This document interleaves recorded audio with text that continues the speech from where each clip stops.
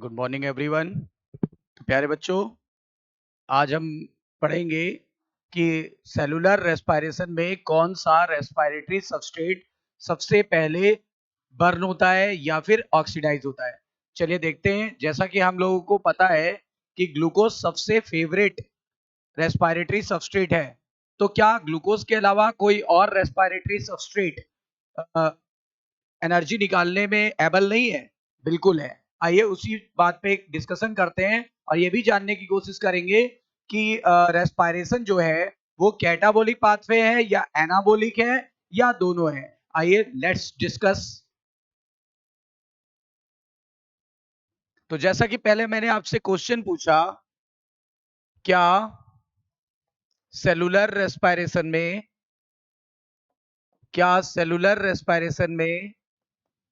सिर्फ ग्लूकोज ही ऑक्सीडाइज होकर एनर्जी देता है?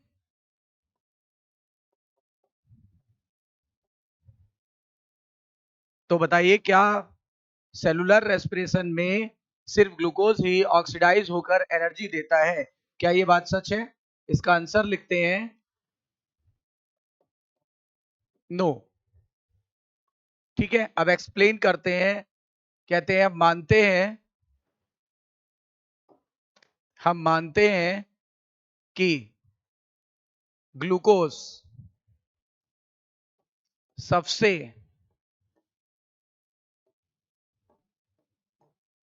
फेवरेट रेस्पिरेटरी सबस्ट्रेट है, पर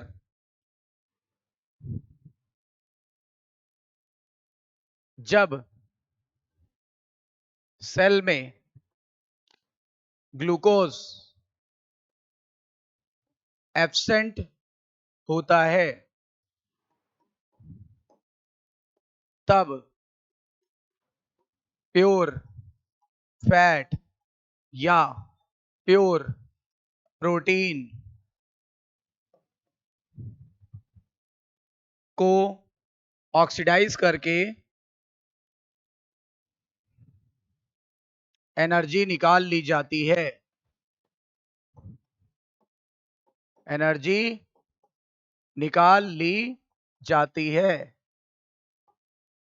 तो एक कंफ्यूजन दूर हुआ। क्या कंफ्यूजन दूर हुआ?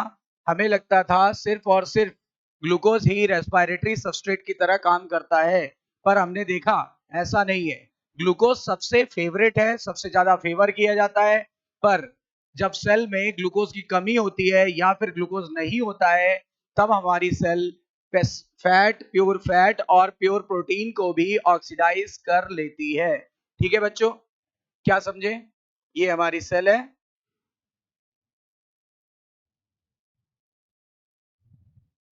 हमारी सेल में माना कि ग्लूकोज प्रेजेंट है, फैट प्रेजेंट है या प्रोटीन भी प्रेजेंट है। ठीक है, तो सबसे पहले ग्लूकोज को ऑक्सीडाइज किया जाएगा और इससे एनर्जी निकाल दी जाएगी। एनर्जी यानी एटीपी निकाल ली जाएगी। ठीक है, हम मानते हैं। लेकिन अगर ग्लूकोज अवेलेबल नहीं है, ठीक है, तो फिर क्या होगा? तो सबसे पहले प्योर फैट को ऑक्सीडाइज किया जाएगा और जब प्योर फैट को ऑक्सीडाइज करेंगे तो इससे एनर्जी या एटीपी मिल जाएगी। ठीक है, लेकिन ऐसा तभी होगा जब ग्लूकोज अवेलेबल ना हो या बहुत ही कम मात्रा में अवेलेबल हो। राइट? अच्छा, अगर फैट भी अवेलेबल नहीं है तो अब किसकी बारी आ जाएगी? अब बारी आ जाएगी किसकी? प्रोटीन की। अब प्रोटीन को ऑक्सीडाइज करके क्या निकाल लिया जाएगा? एनर्जी यानी एटीपी। मतलब सबसे फेवरेट क्या है? सबसे फेवरेट है आपका ग्लूकोज। ग्लूकोज ना दिया हो तो फैट ना दिया हो तो प्रोटीन। अच्छा, सबसे पहले किससे ऑक्सीडाइज कराया जाता है? ग्लूकोज को। उसके बाद अगर ग्लूकोज अवेलेबल नहीं है तो किसको ऑक्सीडाइज कराया जाएगा? फैट को। और अगर फैट भी अवेलेबल नहीं है तो किसको कराया जाएगा? तो फिर प्रोटीन को ऑक्सीडाइज कराया जाएगा। इसीलिए एनसीईआरटी ने लिखा है, क्या लिखा है? प्योर फैट और प्योर प्रोटीन कभी भी रेस्पिरेटरी सबस्ट्रेट की तरह काम नहीं करते हैं। क्यों लिखा है? क्योंकि जब तक ग्लूकोज अवेलेबल होगा प्योर फैट और प्योर प्रोटीन ऑक्सीडाइज नहीं होगा। याद रखिएगा। यहां से एक कंक्लूजन निकालते हैं कि प्योर फैट या प्योर प्रोटीन कभी भी रेस्पिरेटरी सबस्ट्रेट की तरह काम नहीं करता है,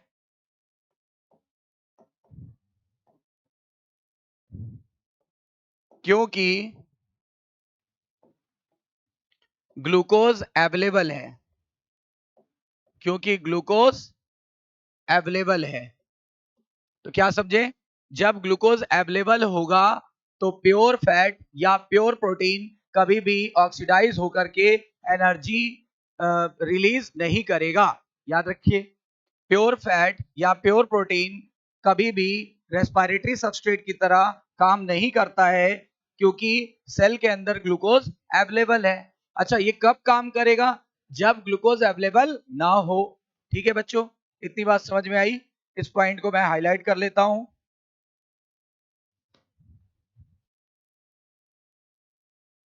जब ग्लूकोज अवेलेबल है तभी तभी क्या होगा?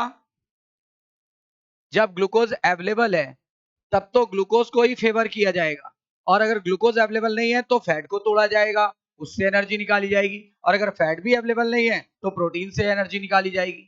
यानी सबसे पहले ऑर्डर में कौन आता है? ग्लूकोज, फिर क्या आता है? फैट, फिर क्या आता है? प्रोटीन। ठीक है। और अगर मान लो ग्लूकोज अवेलेबल नहीं है, मैं वो बात भी लिखा देता हूं, मैं ये पॉइंट भी लिखा देता हूं, तब तक आप लोग ये नोट कर लीजिए।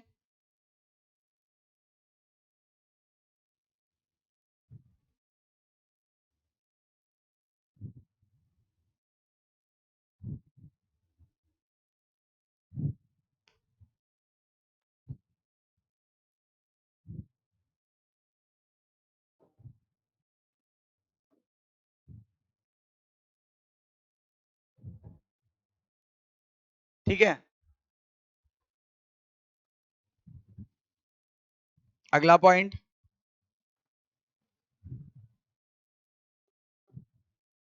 प्योर फैट तभी ऑक्सीडाइज होता है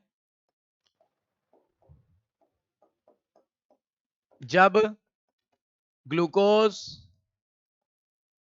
एब्सेंट हो। इसी तरह से प्योर प्रोटीन तभी ऑक्सीडाइज होती है जब ग्लूकोज भी एब्सेंट हो व फैट भी एब्सेंट हो, अदरवाइज ऑक्सीडाइज नहीं होती है। ध्यान दीजिएगा, प्योर फैट तभी ऑक्सीडाइज होता है जब ग्लूकोज भी एब्सेंट हो और फैट भी एब्सेंट हो। मतलब मैंने बार बार बोला है कि यदि किसी सेल में ग्लूकोज भी अवेलेबल है तो सबसे पहले ग्लूकोज ऑक्सीडाइज होगा, फैट ऑक्सीडाइज नहीं होगा और प्रोटीन भी ऑक्सीडाइज नहीं होगा। लेकिन अगर हम मान के चलते हैं कि ग्लूकोज अवेलेबल नहीं है, अगर ग्लूकोज अवेलेबल नहीं है तो अब कौन ऑक्सीडाइज होगा? अब फैट ऑक्सीडाइज होगा। याद रखिएगा, अब फैट ऑक्सीडाइज होगा, राइट। लेकिन अगर फैट भी एब्सेंट है, अगर मान लो फैट भी एब्सेंट है, अगर फैट भी एब्सेंट है तो अब कौन ऑक्सीडाइज होगा? अब प्रोटीन ऑक्सीडाइज होगा। याद रखिएगा। इतनी बातें समझ में आ गई?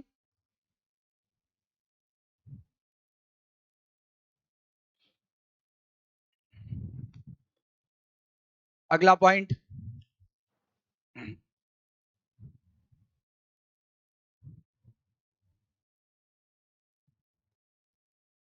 आज नहीं, एम्फीबोलिक पाथवे पहले बता दूं। एम्फीबोलिक पाथवे क्या होता है?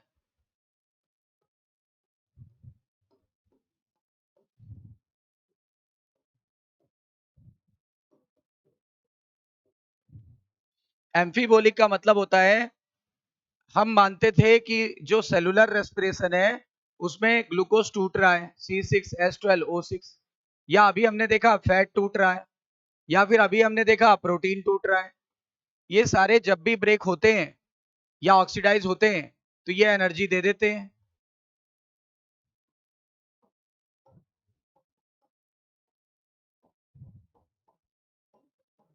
एनर्जी दे देते हैं। इसका मतलब बड़ा मॉलिक्यूल किस में बदल रहा है? छोटे छोटे मॉलिक्यूल में बदल रहा है, क्योंकि कोई चीज टूटेगी तो बड़ा मॉलिक्यूल छोटे मॉलिक्यूल में बदल जाएगा। ठीक है, तो इसका मतलब बिग मॉलिक्यूल स्मॉल मॉलिक्यूल्स में बदल रहे हैं। इस हिसाब से हम देखें तो हमारी जो रेस्पिरेशन है वो कैसी प्रोसेस है? कैटाबोलिक। लेकिन जब साइंटिस्ट ने रिसर्च किया तो उन्होंने देखा कभी कभी क्या होता है, छोटे मॉलिक्यूल से वापस बड़े मॉलिक्यूल बन जाते हैं, छोटे मॉलिक्यूल को जोड़ के वापस नए मॉलिक्यूल बन जाते हैं, बड़े मॉलिक्यूल बन जाते हैं। उस हिसाब से अगर देखा जाए तो ये प्रोसेस कैसी होती है? तो ये हो गई एनाबोलिक। तो साइंटिस्ट ने क्या कहना चालू कर दिया कि ये कैटाबोलिक भी नहीं है, एनाबोलिक भी नहीं है। कैटाबोलिक बोलेंगे तो गड़बड़ है, एनाबोलिक बोलेंगे तो गड़बड़ है। तो बच्चों इससे क्या बोलने लगे? इसे बोलने लगे एम्फीबोलिक। कैटाबोलिज्म प्लस एनाबोलिज्म दोनों को मिला करके बोलने लगे anabolic process, amphibolic process, amphibolic process. तो बताइए कैटाबोलिक भी हो रही थी और एनाबोलिक भी हो रही है। साइंटिस्ट ने इसे क्या कहना चालू कर दिया? साइंटिस्ट ने इसे एम्फीबोलिक कहना चालू कर दिया। समझ में आई बच्चों? हम क्या देख रहे थे कि बड़े मॉलिक्यूल छोटे मॉलिक्यूल में ब्रेक डाउन हो जाता है, उस हिसाब से रेस्पिरेशन तो कैटाबोलिक प्रोसेस हुई। लेकिन बच्चों यहां देखिए कभी कभी उल्टी दिशा में भी रिएक्शन चल जाती है, यानी कि छोटे मॉलिक्यूल से बड़े मॉलिक्यूल भी बन जाते हैं। जब छोटे मॉलिक्यूल से बड़े मॉलिक्यूल बनेंगे उस हिसाब से आप इसे क्या बुलाओगे? आप बुलाओगे सर एनाबोलिक प्रोसेस बुलाओगे। जब एनाबोलिक प्रोसेस बुलाओगे तो देखो एक तरफ बुला रहे हो कैटाबोलिक, दूसरी तरफ आप बुला रहे हो एनाबोलिक, दोनों को एक साथ क्या बुला सकते हैं? तो आप बताओगे एम्फीबोलिक प्रोसेस। ठीक है,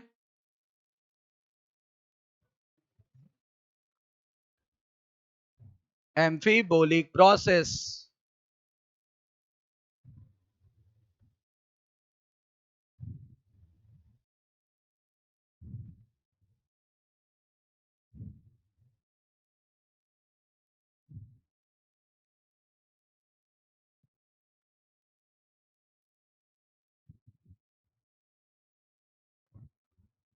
ठीक है बच्चों, अब डिटेल में चलते हैं। जैसा कि एनसीईआरटी में दिया हुआ है, अभी हम थ्योरी पढ़ेंगे एनसीईआरटी से तो हमें क्लैरिफाई हो जाएगा। देखो सबसे पहले हम ग्लूकोज का पाथवे देख लेते हैं। आपने बताया था ना सबसे फेवरेट सबस्ट्रेट है कोई तो क्या? ग्लूकोज।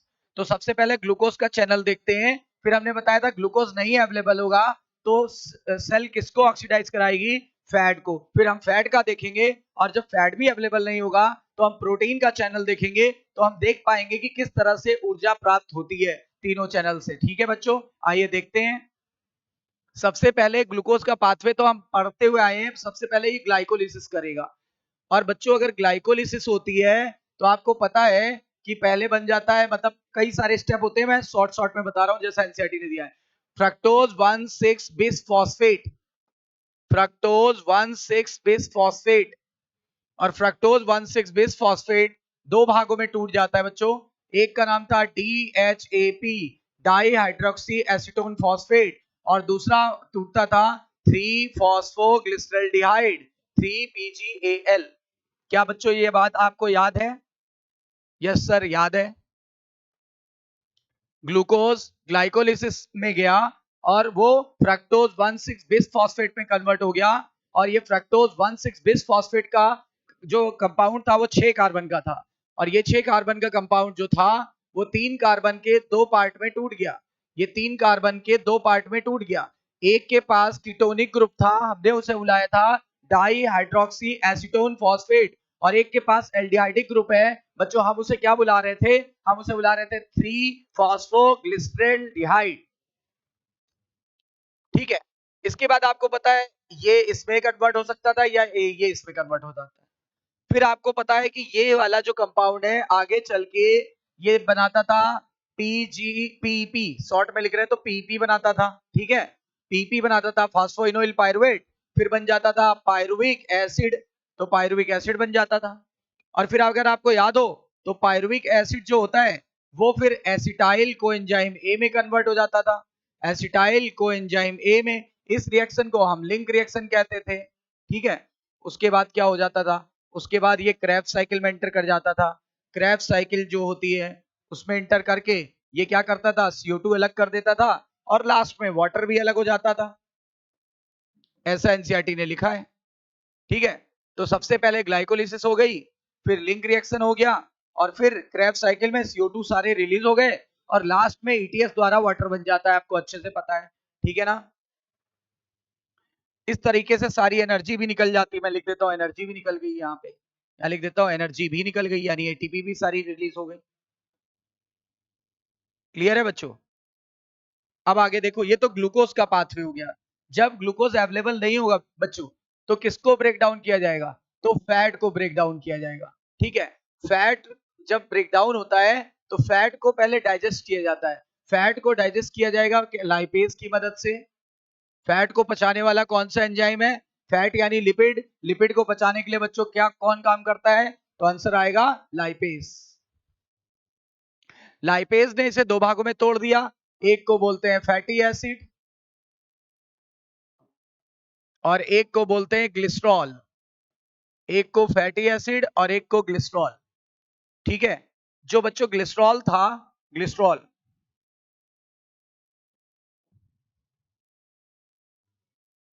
ये कन्वर्ट हो गया इसमें, रुकिएगा, हाँ ग्लिसरॉल कन्वर्ट हो गया इसमें DHAP में, ग्लिसरॉल कन्वर्ट हो गया DHAP में। और बच्चों जब ग्लिसरॉल DHAP में कन्वर्ट हुआ तो DHAP इसमें कन्वर्ट हो गया 3PGL में, 3PGL PP में कन्वर्ट हो गया, PP पायरुविक एसिड बना दिया, पायरुविक एसिड लिंक रिएक्शन में चला गया, लिंक रिएक्शन में एसिटाइल कोएंजाइम A बन गया बच्चों। और फिर आपने देखा एक एसिटाइल कोएंजाइम में से एक क्रेब्स साइकिल चलेगी, तो हमारे पास यहाँ दो पायरुविक एसिड बने थे, दो बार क्रेब्स साइकिल चल जाएगी, सारे CO2 रिलीज हो जाएंगे और आगे ETS द्वारा ATP बन जाएगा और वाटर बन जाएगा, ठीक है। ये बात हमें समझ में आ गई कि इस तरह से ग्लिसरॉल से एनर्जी मिल गई। अगर ग्लूकोज अवेलेबल नहीं भी है तो ग्लिसरॉल से एनर्जी मिल गई, क्या कोई डाउट है? नहीं सर। अब देखो इसका क्या होगा, क्या ये एनर्जी नहीं देता, ये भी एनर्जी देता है, लेकिन ये यहां से एंटर ना करके ये कहां से एंटर करेगा, सर ये एंटर करेगा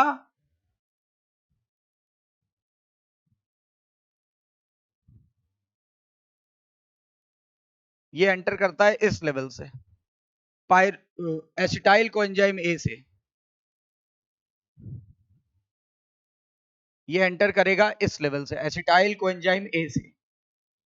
अब आप देखो फैटी एसिड एंटर कर गया और कन्वर्ट हो गया कहां पे, एसिटाइल कोएंजाइम A में। अब एसिटाइल कोएंजाइम A से क्रेब्स साइकिल करा लेगा, क्रेब्स साइकिल से CO2 निकल जाएगी, फिर ETS द्वारा सारी इनडायरेक्ट एनर्जी डायरेक्ट एनर्जी में बदल जाएगी बच्चों, ठीक है। इस तरह से ATP भी निकल जाएगा और ETS का लास्ट प्रोडक्ट बच्चों वाटर बन जाएगा। क्या कोई डाउट है?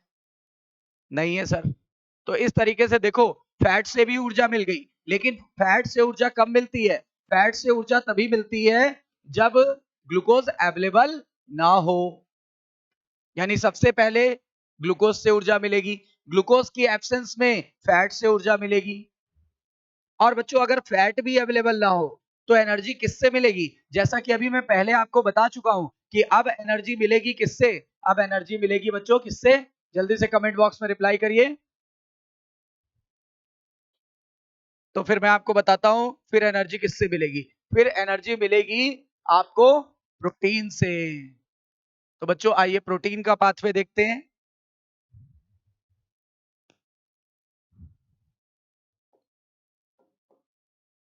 सबसे पहले प्रोटीन को पचाया जाएगा, प्रोटीन को पचाने के लिए प्रोटीएज एंजाइम होता है, और जो प्रोटीएज एंजाइम होता है वो इसे किस में बदल देता है, एमिनो एसिड में।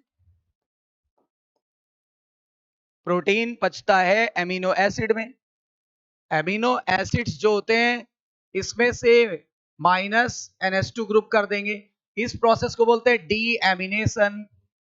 क्या बोलते हैं बच्चों, एमिनो ग्रुप निकालने को क्या बोलते हैं? डी मतलब निकालना। एमिनो ग्रुप को निकालने को डी एमिनेशन कहते हैं। तो देखो हमने एमिनो ग्रुप एमिनो एसिड से निकाल लिया। जब एमिनो एसिड से एमिनो ग्रुप निकाल लेते हैं तो ये बदल जाता है किसमें? पायरुविक एसिड में। किसमें बदल जाता है? पायरुविक एसिड में। तो हम यहां डायरेक्ट लिख देते हैं,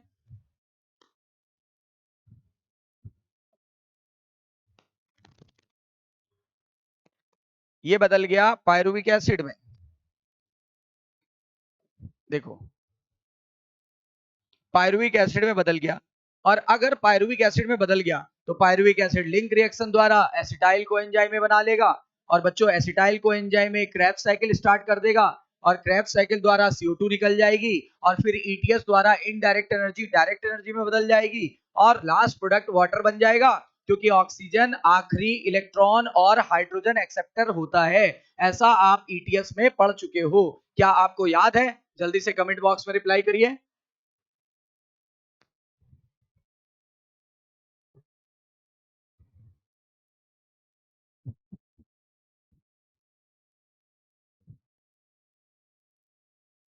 तो बच्चों अभी तक आपने क्या देखा? अभी तक हमने ये देखा कि सबसे पहले ग्लूकोज को ऑक्सीडाइज कराएगा जाएगा और एनर्जी प्राप्त कर ली जाएगी। अगर ग्लूकोज अवेलेबल नहीं तो फैट को ऑक्सीडाइज कराया जाएगा। फैट में भी ग्लिसरॉल जो है इस लेवल से इंटर करता है और आगे का पाथवे कॉमन है। और अगर फैटी एसिड इंटर करेगा तो एसिटाइल को एंजाइम में बनाएगा और फिर वहां से इंटर कर जाएगा। क्लियर है? कभी कभी बच्चों जो प्रोटीन होती है वो पायरुविक एसिड से इंटर करती है, तो कभी कभार ये क्या होती है, इस लेवल से भी इंटर कर सकती है, इस लेवल से भी इंटर करती है, यानी दोनों लेवल से इंटर कर सकती है। ज्यादातर ये बना लेती है लेकिन कभी कभी ये भी बना लेती है। तो याद रखिएगा, मतलब प्रोटीन एंटर कर सकता है या तो पायरुविक एसिड से या तो एसिटाइल कोएंजाइम से। और आगे का चैनल बिल्कुल सेम है, मतलब सारी ऊर्जा प्राप्त हो जाएगी। इस पूरे पाथवे में आपने क्या नोटिस किया? सर हमने ये नोटिस किया कि ये कैसा पाथवे है, टूट रहा है, चीजें टूट रही, बड़ा मॉलिक्यूल छोटे मॉलिक्यूल्स में बदल रहा है, CO2 और वाटर में, और साथ में एनर्जी निकल जा रही है। इधर भी देखो बड़ा मॉलिक्यूल CO2 और वाटर में बदल गया। सर यहाँ पे भी देखो प्रोटीन बड़ा मॉलिक्यूल था, CO2 और वाटर में बदल गया। इसका मतलब ये कैसी प्रोसेस हो रही है? Sir catabolic. ये देखो ये कैटाबोलिक है, ये देखो ये कैटाबोलिक है, ये देखो ये कैटाबोलिक थी, ये कैसी थी? कैटाबोलिक प्रोसेस है। ग्लूकोज का टूटना भी कैटाबोलिक प्रोसेस है, ठीक है ना? ये इसका टूटना भी सर कैटाबोलिक प्रोसेस है, ठीक है ना? यानी ये सारा कैटाबोलिक प्रोसेस है, या तो यहां से एंटर करे या तो यहां से एंटर करे। अब जरा दूसरा एस्पेक्ट देखते हैं, इसका दूसरा पहलू देखा जाए। दूसरा पहलू क्या कहता है? दूसरा पहलू कहता है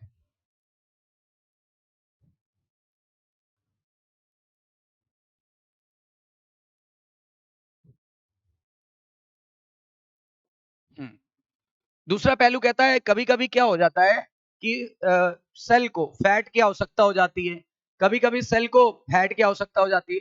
उस समय सेल क्या करेगा? उस समय सेल क्या करेगा? एसिटाइल को एंजाइम निकाल लेगा और बदल देगा किसमें? फैटी एसिड में।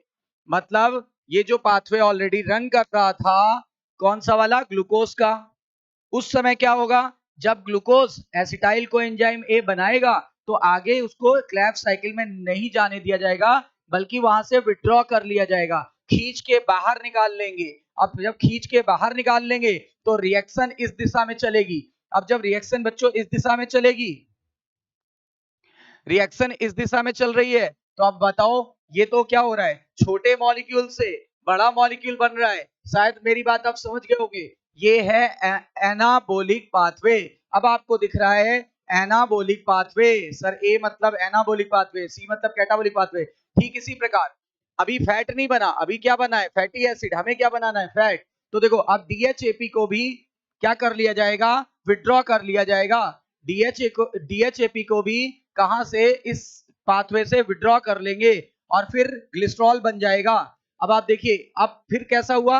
एनाबोलिक पाथवे हो गया, ठीक है। अब इन दोनों को जोड़ के फैट बना लिया जाएगा।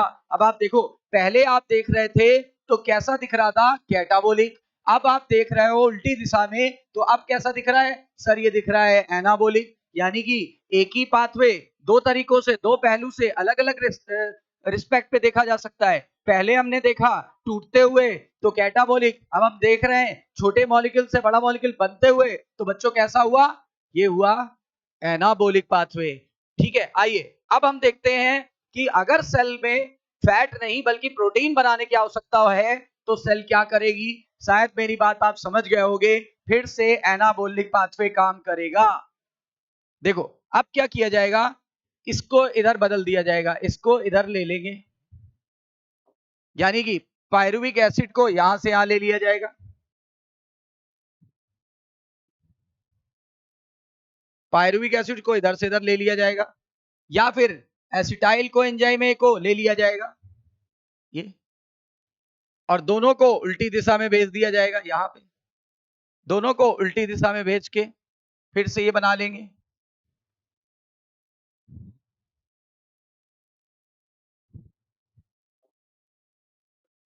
अब आप देख पा रहे हो जब इधर से इधर एरो लगा था व्हाइट वाला, तब तो ये ब्रेकडाउन हो रहा था, तब हम कैटाबोलिक बुला रहे थे। अब जरा ये देखो एरो इधर से इधर चला गया, जब एरो इधर से इधर चला गया तब हम क्या बुलाएंगे, तब हम बुलाएंगे सर एनाबोलिक पाथवे। अब इस प्रकार अमीनो एसिड बन जाएगा, अमीनो एसिड से प्रोटीन बन जाएगा। अब देखो सेल के अंदर जब फैट की आवश्यकता थी तो फैट बना लिया गया, अब सेल को प्रोटीन बनाने की आवश्यकता है, प्रोटीन बना लिया। अच्छा आप पूरे पाथवे को आप देखो क्या बुलाओगे, अगर आप केवल कैटाबोलिक बुलाते हो तो गड़बड़ है, केवल आप कैटाबोलिक बुलाते हो तो गड़बड़ है, केवल एनाबोलिक बुलाते हो तो गड़बड़ है। इसीलिए हम पूरे पाथवे को क्या बुलाएंगे, हम बुलाएंगे एम्फीबोलिक पाथवे।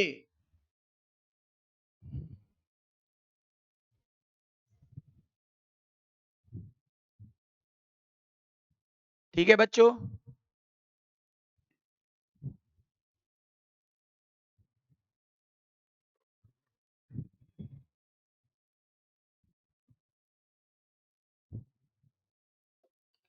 यानी हमने देखा कि सेलुलर रेस्पिरेशन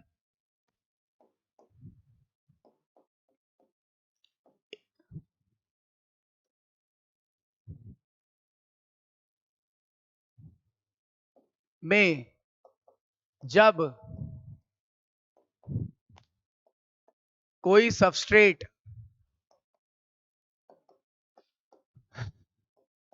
ब्रेक होता है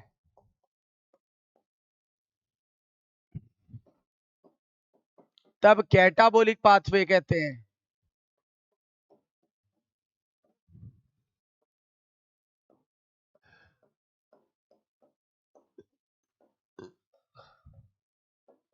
और जब कोई मॉलिक्यूल सिंथेसाइज होता है, कोई मॉलिक्यूल सिंथेसाइज होता है तब इसे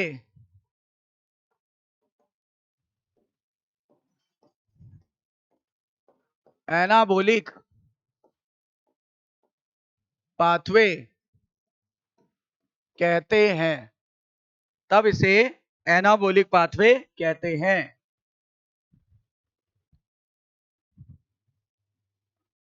तब इसे एनाबोलिक पाथवे कहते हैं। मतलब फाइनल कंक्लूजन क्या निकला, फाइनल कंक्लूजन ये निकला, फाइनल कंक्लूजन ये निकला कि cellular respiration is एम्फीबोलिक pathway, एम्फीबोलिक pathway, cellular respiration is एम्फीबोलिक pathway. अच्छा लेकिन एक क्वेश्चन अगर आ जाए,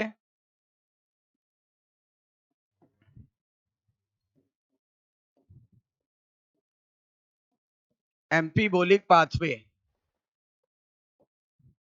इज, अब देखो इसमें ऐसा ऑप्शन नहीं मिलेगा आपको कि आप चूज कर पाओगे, थोड़ा कंफ्यूजन बढ़ जाएगा। तो आपको क्या करना है उस समय, सुनना मेरी बात, ग्लाइकोलिसिस अगर अगर अलग अलग दे दिया, पूरा सेलुलर रेस्पिरेशन नहीं बोल रहा है, glycolysis, link reaction, Krebs cycle और ईटीएस, अगर आपको ये सब कुछ अलग अलग दे दिया है तो आप किसको चुनेंगे, कि एम्फीबोलिक पाथवे कौन सा है, तो सबसे बेहतर ऑप्शन होगा आपका कौन सा, क्रेब्स साइकिल। सबसे बेहतर आंसर होगा क्रेब्स साइकिल। अगर आपको सेलुलर रेस्पिरेशन एक साथ नहीं दिया है और अलग अलग दे दिया है, तो आपका सबसे बेहतर ऑप्शन होगा क्रेब्स साइकिल। एम्फीबोलिक किसको बुलाएंगे, क्रेब्स साइकिल को।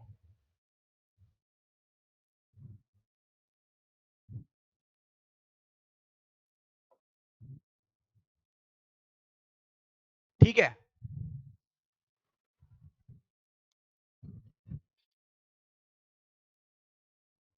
ठीक है बच्चों। अगर सेलुलर रेस्पिरेशन अलग अलग दिया हो तो हम किसको चूज करेंगे, तो आंसर आएगा क्रेब्स साइकिल। सबसे बेस्ट एम्फीबोलिक पाथवे बोलते हैं क्रेब्स साइकिल को। क्यों सर, क्योंकि ज्यादातर चीजें एसिटाइल कोएंजाइम ए से ही स्टार्ट होती है। ये देखो, ज्यादातर चीजें एसिटाइल कोएंजाइम ए में ही स्टार्ट होती है। अच्छा, एक क्वेश्चन यहां से और आएगा बच्चों, क्या आएगा, ऐसा कौन सा मॉलिक्यूल है जहां से ज्यादातर चीजें एंटर करती हैं, तो आंसर आएगा एसिटाइल कोएंजाइम ए। ऐसे पूछा जाएगा ग्लूकोज, फैट और प्रोटीन में कॉमन कौन सा, कॉमन सबस्ट्रेट कौन सा है, तो आंसर आएगा एसिटाइल कोएंजाइम ए। आइए नोट में लिख लेते हैं, glucose comma fat and protein में कॉमन सबस्ट्रेट कौन सा है।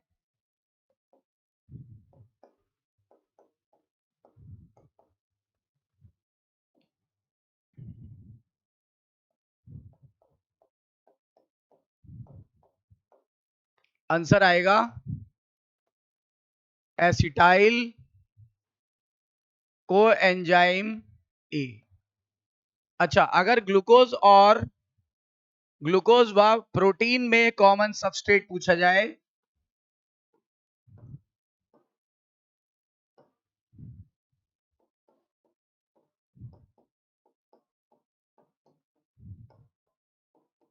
तो आंसर क्या होगा। देखो, सब में कॉमन तो एसिटाइल है।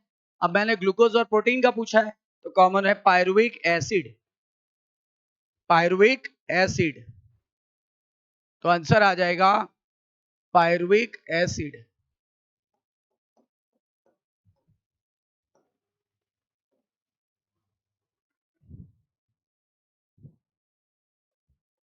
ठीक है बच्चों, अब आइए आरक्यू की बात करते हैं। RQ, respiratory quiescent.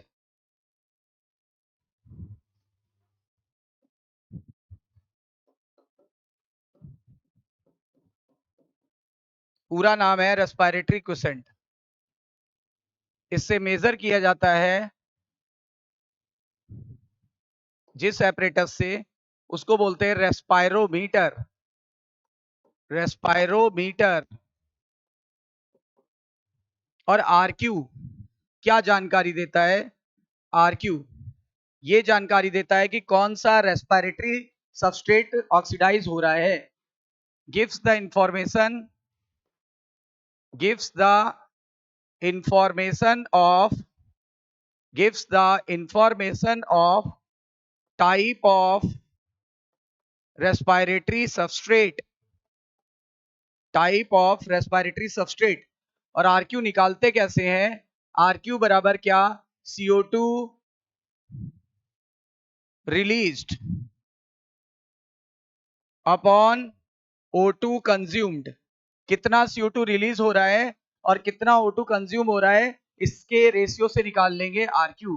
तो आरक्यू बराबर कितना वॉल्यूम ऑफ CO2 का रिलीज हुआ और कितना वॉल्यूम O2 का कंज्यूम हुआ। फॉर एग्जांपल, अगर हम कार्बोहाइड्रेट को बर्न करते हैं या ऑक्सीडाइज करते हैं तो क्या होता है, C6H12O6 प्लस 6O2, और एरो बना करके आंसर आ जाएगा, यहाँ ऑक्सीडेशन लिख देते हैं, 6CO2 plus 6 water plus 686 kilo calorie energy.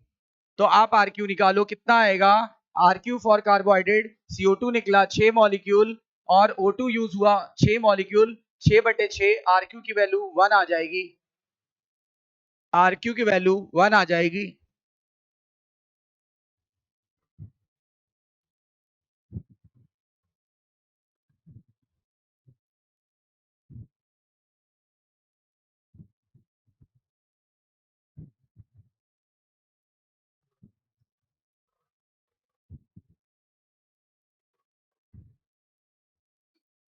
ठीक है, देखो फैट के लिए RQ, फैट के लिए RQ पूछा गया है, तो देखो एनसीईआरटी ने ट्राइपामिटिन लिया हुआ है, काफी बार पूछा गया ट्राइपामिटिन। ये देखिए, ये मैंने अभी आपको समझाया है पूरा A to Z यही, अभी मैं बता दूंगा। ये देखो, volume of CO2 evolve upon volume of O2 consume, और रेस्पिरेटरी क्वेश्चन डिपेंड करता है रेस्पिरेटरी सबस्ट्रेट पर। जैसे कार्बोहाइड्रेट के लिए 1 आ रहा है क्योंकि equal amount of CO2 and O2 use होता है और निकलता है, ठीक है। और इक्वेशन ये मैंने अभी अभी आपको बताई।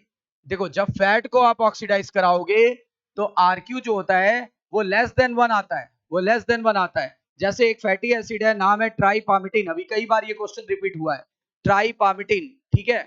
तो देखो ट्राइपामिटिन क्या होता है, C51, ये देखो C51H98O6, C51H98O6 plus 145 molecule O2 का यूज होता है।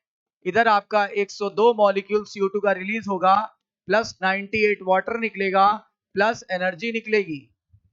इसका नाम है ट्राइपामिटिन, ट्राइपामिटिन, जो कि एक फैटी एसिड है, जो कि एक फैटी एसिड है।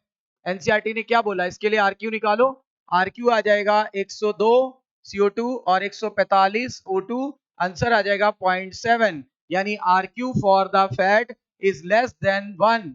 अच्छा, RQ फैट के लिए लेस देन 1 आ रहा है, देख लो एक बार इक्वेशन, ये एनसीईआरटी का है। और इसके 2 मॉलिक्यूल यूज होंगे, तब रिएक्शन बैलेंस होगी। ये देखिए,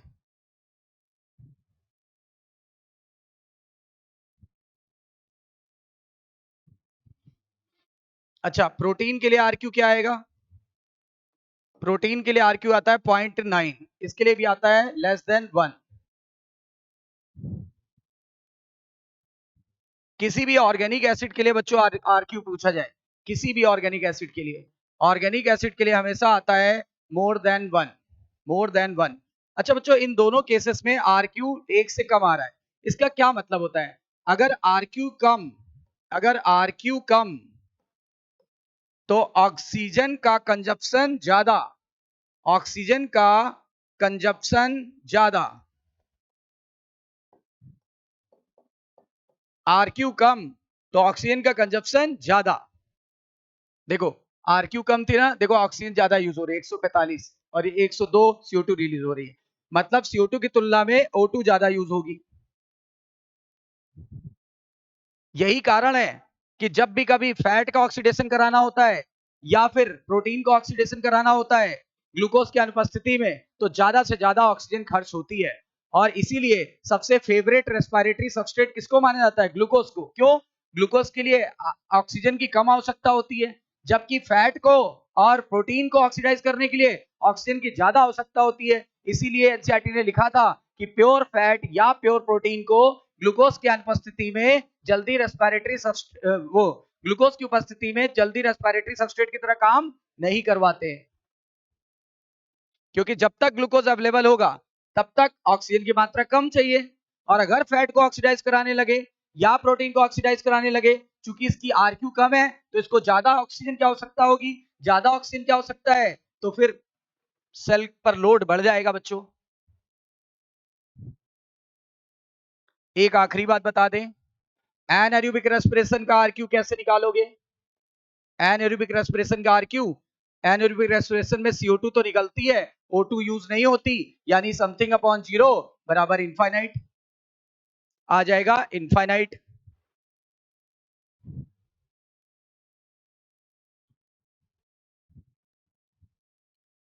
ठीक है बच्चों, तो देखो इसमें ये सब नहीं दिया था, और ये सारी बातें मैंने आपको बता दी, ठीक है।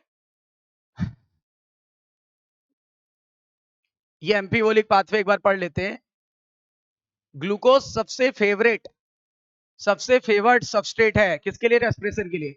सारा कार्बोहाइड्रेट पहले कन्वर्ट होता है ग्लूकोज में और तब वो एंटर करता है रेस्पिरेशन के लिए। अदर सबस्ट्रेट भी रेस्पायर में काम हो सकते हैं जैसा पहले बताया गया, but they are not enter the respiratory pathway at the first step से इंटर नहीं करते, जैसा कि अभी आपने देखा था फिगर 12.6 में जो मैंने आपको एक्सप्लेन किया है बोर्ड पे, ठीक है। वो डिफरेंट सबस्ट्रेट के रूप में यूज होते हैं। जैसे फैट टूटता है क्या? किसमें? ग्लिसरॉल में और फैटी एसिड में। और अगर फैटी एसिड को रेस्पायर किया गया तो पहले वो टूटेगा किसमें? एसिटाइल कोएंजाइम ए में और एंटर कर जाएगा पाथवे में और एनर्जी दे देगा। लेकिन ग्लिसरॉल कहां से एंटर किया था?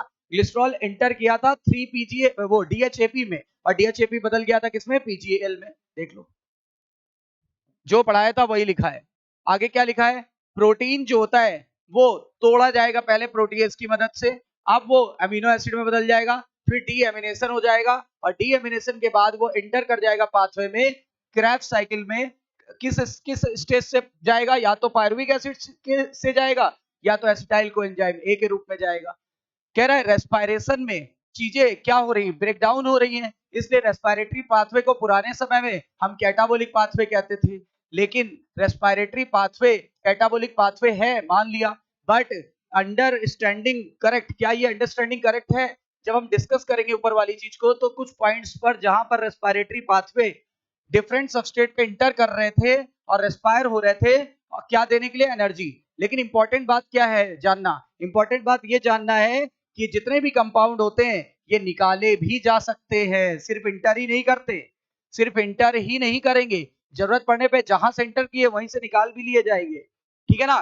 फ्रॉम द रेस्पिरेटरी पाथवे निकाल लिया जाएगा रेस्पिरेटरी पाथवे से और बना लिया जाएगा फिर से जो भी सबस्ट्रेट हमें बनाना हो। जैसे फैटी एसिड को ब्रेक डाउन जब किया गया था तो एसिटाइल कोएंजाइम में बना था एंटर करने से पहले, कहां पे? रेस्पिरेटरी पाथवे में, और ये यूज हो गया था। बट जब ऑर्गेनिक एसिड, जब ऑर्गेनिज्म को आवश्यकता है फैटी एसिड की, तब वो एसिटाइल कोएंजाइम को विथड्रॉ कर लेगा, कहां से? रेस्पिरेटरी पाथवे से, ठीक है। Hence the respiratory pathway comes in both breakdown and synthesis, यानी ब्रेकडाउन मतलब कैटाबोलिक और सिंथेसिस मतलब एनाबोलिक। इसका मतलब जब ब्रेकडाउन और सिंथेसिस दोनों हो रही है तो इसका मतलब क्या हो रहा है? कैटाबोलिज्म भी हुआ और सिंथेसिस यानी एनाबोलिज्म भी हुआ, तो रेस्पिरेटरी पाथवे में दोनों चीजें आ गई, कैटाबोलिज्म और एनाबोलिज्म। हम इसे रेस्पिरेटरी पाथवे को क्या बुलाएंगे? एम्फीबोलिक pathway rather than catabolic pathway. और ये देखो, ये मैंने आपको एक्सप्लेन कर दिया था, ये सब पूरा फिगर एक्सप्लेन कर दिया है। फैटी एसिड में टूटा, ग्लिसरॉल में टूटा, ग्लिसरॉल DHAP में गया, फिर ये आगे चला गया, ये देखो, और एनर्जी दे दिया, वाटर दे दिया, CO2 दे दिया। प्रोटीन अमीनो एसिड में टूटा, डीएमिनेशन हुआ, पायरुविक एसिड बदल गया, कभी कभी एसिटाइल में भी बदल जाता है, अभी थ्योरी में आपने पढ़ा है। तो इस तरीके से हमारा ये चैप्टर पूरा कंप्लीट होता है, ठीक है बच्चों। फिर मिलते हैं, till then take care, good luck.